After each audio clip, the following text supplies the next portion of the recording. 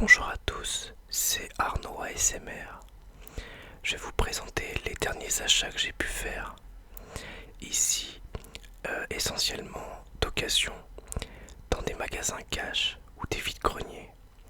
Donc on va commencer avec un jeu vidéo sur PlayStation 3. Un jeu avec des zombies. Il s'agit de Dead Island Game of the Year Edition, qui contient Dead Island, le jeu de base, Bloodbath Arena, Rider White et The Reaper Weapon Blueprint. Donc je vais vous lire ce qui est écrit au dos de la boîte et puis je vais vous donner mon avis sur le jeu pour le peu que j'y ai joué, puisque là mon personnage est niveau 10 approximativement. Partez sur l'île paradisiaque de Panoy et échappez à l'enfer des morts vivants avec l'édition GOTY du méga hit Dead Island, qui inclut Dead Island, Bloodbath Arena, Rider White et L'Arme l'Éventreur. Cette édition exclusive, où vous tenterez de survivre à l'horreur de l'apocalypse zombie, va vous laisser sans voix. Jouez entre amis jusqu'à 4 et partagez la terrifiante expérience de Dead Island. Donc ce jeu, je l'ai acheté dans un magasin cash pour 6€.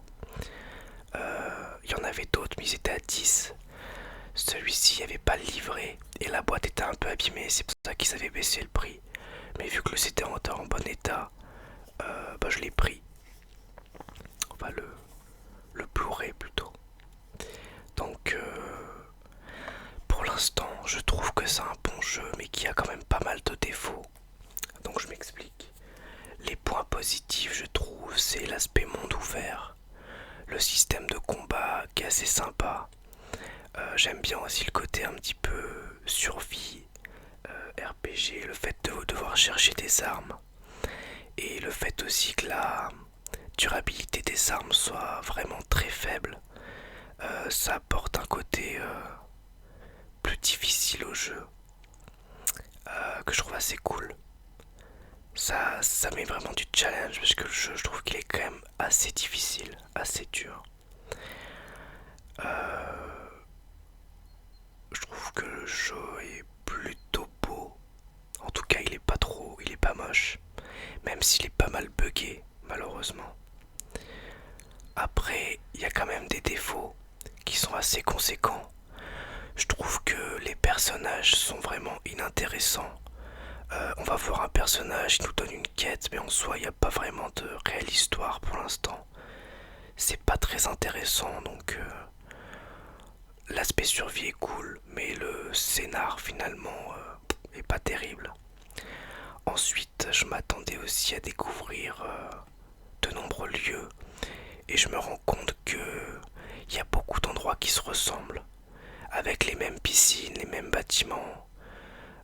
Je trouve ça un petit peu dommage, parce que du coup, on a l'impression des fois qu'on tourne un petit peu en rond, et ça peut donner une certaine lassitude. Surtout que le système de combat, comme je disais, il est sympa, mais bon, ça reste assez répétitif. Le côté un petit peu RPG avec les compétences du personnage, je disais que je trouvais ça cool. C'est vrai que c'est sympa. Sauf qu'il y a quelque chose qui me gêne, c'est que les zombies montent de niveau en même temps que notre personnage. Donc à la fois, ça peut être bien, je dirais, pour apporter un certain équilibre au jeu. Et en même temps, je trouve que du coup, il n'y a pas grand intérêt à ce que son personnage monte de niveau, puisqu'au final, on voit quasiment pas la différence entre... vu que les zombies aussi montent de niveau, on est toujours approximativement au même niveau qu'eux. Donc on voit pas vraiment la progression, et ça peut être assez frustrant. La seule grosse différence que j'ai vue pour l'instant, c'est quand je trouve une arme vraiment balèze. Sauf que, comme je disais, la durabilité de l'arme fait qu'on peut pas l'utiliser très longtemps. Et le coût des réparations est vraiment... c'est vraiment cher, quoi. Donc pour l'instant, je suis mitigé. Je prends vraiment du plaisir à y jouer. Mais j'y joue 1 heure et puis ça me saoule. J'arrête le jeu, puis je recommence 1 heure. voilà, j'arrive pas à me mettre vraiment dans le jeu de façon intensive. Donc c'est pour ça que j'ai pas forcément énormément avancé. Donc je dirais plutôt un bon jeu, mais quand même un petit peu une déception. Parce qu'en fait je m'attendais peut-être à mieux. Voilà donc pour Dead Island Game of the Year Edition. Ensuite j'ai acheté dans une foire à tout, donc les vides-greniers, puisque c'est comme ça qu'on appelle ça chez nous, 4 animes. Donc j'ai acheté Street Fighter Alpha, le film. J'ai acheté Runji Z par le réalisateur d'Akira, que je ne connais pas. Pat Labor, que je ne connais pas non plus, mais la jaquette me disait quelque chose. Ça avait l'air d'être culte, donc je l'ai pris. Et Pat Labor 2, parce que tout simplement c'était la suite. Et je me suis dit, bah si ça me plaît, je regarderai la suite, évidemment. Donc je vais juste vous lire les synopsis. Le seul que j'ai vu, je crois que c'est Street Fighter Alpha, le film. Et j'ai un doute en fait. Peut-être que je l'ai même pas vu. Je suis vraiment pas sûr. J'ai vu un Street Fighter en anime, mais je sais pas si c'était celui-ci. Alors, la rencontre de Ken et Ryu, due à la mort mystérieuse de leur maître, va les confronter à un challenge comme ils n'en ont jamais vu. Profondément perturbé par les énergies négatives enfouies au plus profond de son être, Ryu rencontre Shun, un garçon qui prétend être le frère qu'il n'a jamais connu. Des indices sur leur parenté apparaissent au cours d'un tournoi d'arts martiaux, mais avant que Ryu n'ait pu savoir si l'apparition du jeune homme était une coïncidence, Shun est enlevé par des agents de l'organisation Shadowland. Pour le sauver, Ryu doit entreprendre un voyage initiatique sur sa propre nature et apprendre à contrôler un pouvoir qui pourrait le détruire. Aura-t-il le courage nécessaire pour affronter Akuma, le vicieux seigneur de Dark Adu? Street Fighter Alpha, version initiale palpitante des Street Fighter 1 à 5, et la rencontre entre anciens et nouveaux amis, prêts à liguer leurs forces contre la sinistre menace de Shadowland. Donc en fait je ne l'ai pas vu. Ensuite, Runji Z.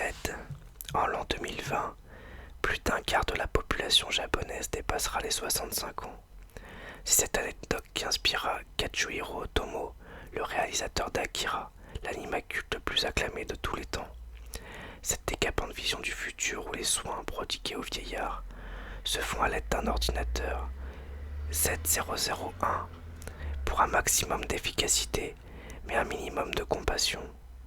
Les premiers essais sur la personne de M. Takazawa vont créer bien des surprises, mais surtout révéler les véritables raisons se cachant derrière la création de ces systèmes. Pat Labor. Le Tokyo du 3e millénaire est quadrillé par les puissants robots Labors de la police qui combattent le crime. Le suicide d'un inconnu sur les gigantesques lieux d'édification du projet Babylone déclenche une série d'événements qui pourraient bien conduire à la destruction de Tokyo. Parallèlement, les officiers Noa Izumi et Azuma Shinohara enquêtent sur une vague de folie qui s'empare des robots et découvrent de funestes plans pour infecter les 8000 Labors avec le cybervirus Babel. Quelle est la connexion entre ce complot, les nouveaux robots AVX0 ou AVXO, Zero Labor et le virus? Nos amis réussiront-ils à sauver Tokyo? Tout comme Blade Runner, Pat Labor est l'un des rares vrais films policiers de science-fiction. Tiré de la très populaire série télévisée, Pat Labor le film se devait depuis longtemps d'être présenté en France, afin de montrer l'étendue de l'animation japonaise. Pat Labor 2, je vais pas lire le synopsis, tout simplement parce que je veux pas me spoiler. J'ai peur que dedans il parle de la fin du premier. Et Batlabor, c'est par le réalisateur de Ghost in the Shell, Mamoru Oshii. Ensuite, acheté en vide-grenier, je l'ai payé 1 euro. C'est un album de Stida Beatball, qui est un artiste de 8-bit chiptunes. Voilà. Donc c'est des musiques un petit peu de... Comment expliquer ça de façon simple? Ouais, genre musique de Game Boy quoi, si on peut dire. Musique de Game Boy, musique de jeux vidéo. Euh, donc voilà. Je connais pas cet album, mais j'avais écouté Sida Beatball il y a quelques temps. Puis je trouvais ça cool. Donc quand je suis tombé dessus, bah, je l'ai acheté à 1 euro. Je me suis dit que c'était sympa. Donc l'album s'appelle Selected Chiptunes. Et bon bah comme vous voyez, on a juste le CD et puis il n'y a pas de livret. Et puis sur la pochette, on voit des Game Boy qui semblent être en train de courir après un camion. Et au dos, il y a une Game Boy qui est en train de danser sur un dance floor. Voilà. Et ensuite, j'ai acheté pas mal de vinyles.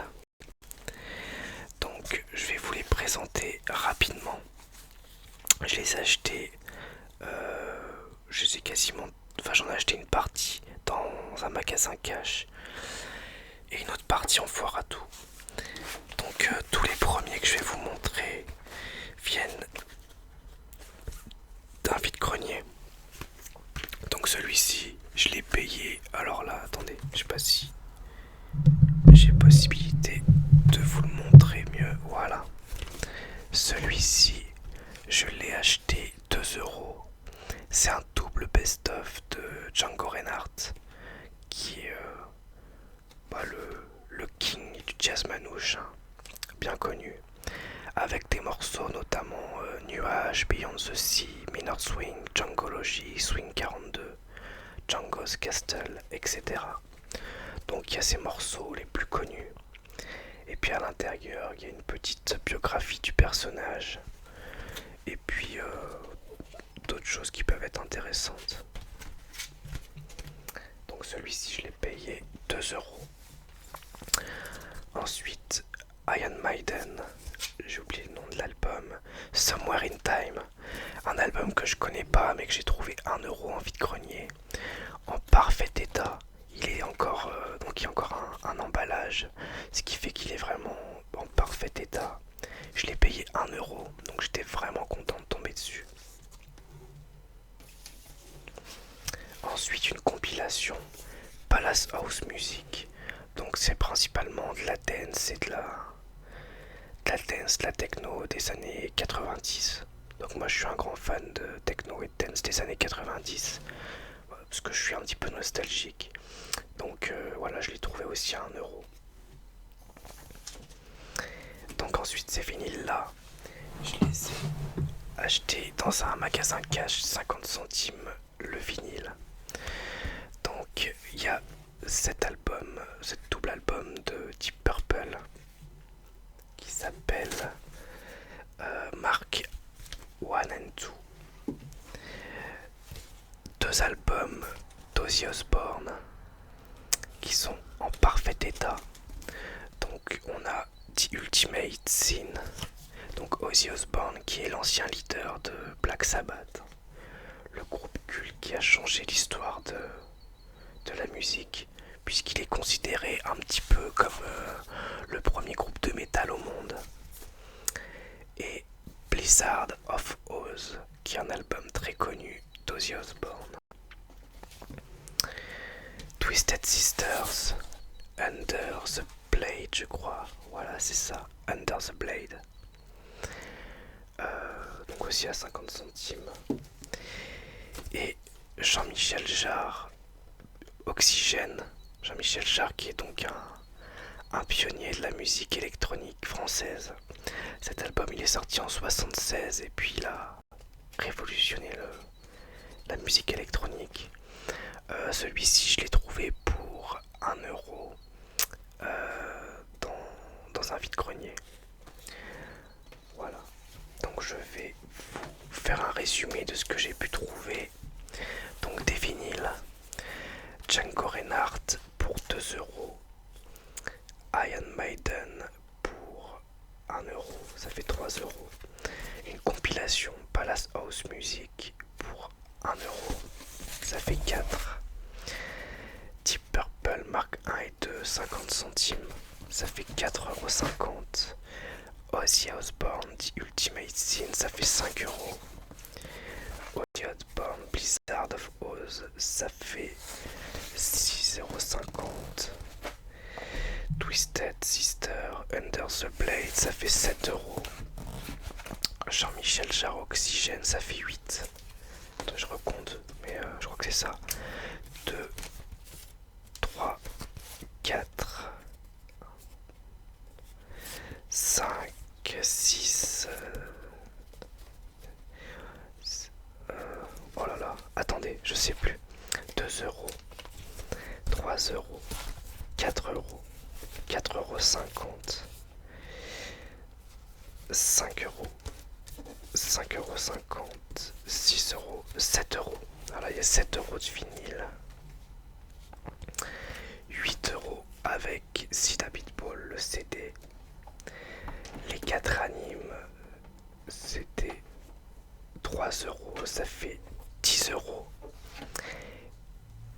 10 euros plus Dead Island sur PlayStation 3, je l'ai payé 6 euros, ça fait 16. Donc là, en tout, j'en ai pour 16 euros. Donc je pense que j'ai fait de bonnes affaires. Je suis vraiment un... Oula, excusez-moi pour le bruit du camion, j'espère que vous l'entendez pas trop. Je pense que j'ai fait de bonnes affaires. Je suis vraiment content. Donc j'ai hâte de pouvoir regarder les animes. Pour l'instant, j'ai pas eu le temps de le faire. Là, je profite un petit peu du printemps du cinéma. Je suis allé voir pas mal de films. Donc peut-être que je parlerai un petit peu de ces films dans une prochaine vidéo. Donc pour l'instant, j'ai surtout joué à Dead Island. J'ai écouté un ou deux vinyles, notamment le Django Reinhardt que je mets là souvent en fond pendant que je fais d'autres choses. Et je trouve ça vraiment vraiment cool. Donc j'espère que ça vous aura plu. Et puis je vous dis à bientôt pour une prochaine vidéo ASMR qui sera sur Deadpool, puisque c'est ce qui semble avoir obtenu le plus de votes sur la vidéo super-héros sur Hulk. Donc Deadpool, le anti-héros de Marvel. Voilà. Je vous dis à bientôt et merci pour votre soutien. Au revoir.